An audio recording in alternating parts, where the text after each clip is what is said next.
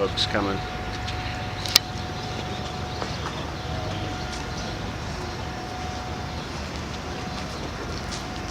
How you doing, Daniel? Good, how's it going? Great. Have you been able to come down and see this at all? From that side. Yeah.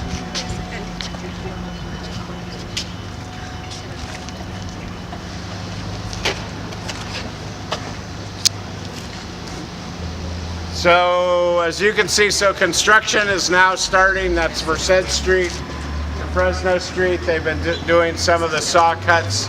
So this will kind of look like the south end. If you saw that while it was under construction, you'll have to get through these chutes to get across to the businesses. They'll do that side first. They do 10 feet of sidewalk, and then they'll put the chutes over to this side to get to Health Department, and Parsley will be the only two businesses here.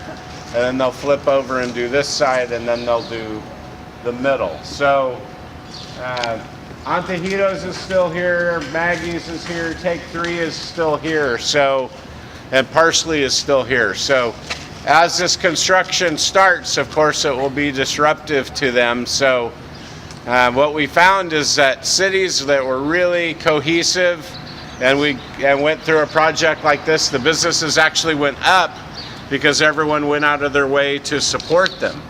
So I would implore all of you to make an extra trip down here to one of these businesses over the next few months while they have all the fencing in front of them, and give them a leg up and thank them for being here and all of that. It really does matter when you do that. So great to do that. Mike mentioned Peeves. Yes, we closed May 6th, and I was going to try to hang on until we reopen, but $3,000 a month for a business that's closed starts to eat at you after a while, especially your bank account. So while I wanted to do that, didn't make it to the finish line. I knew that was one of the risks when I opened, but I'm really grateful for the time that it was open and all the support we got.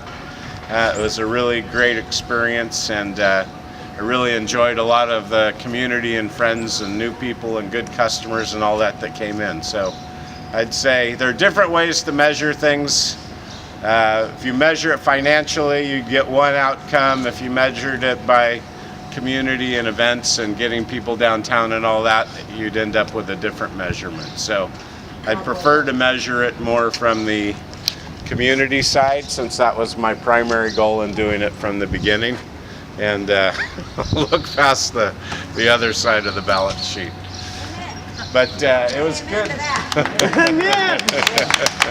So it's good, but it's for lease now.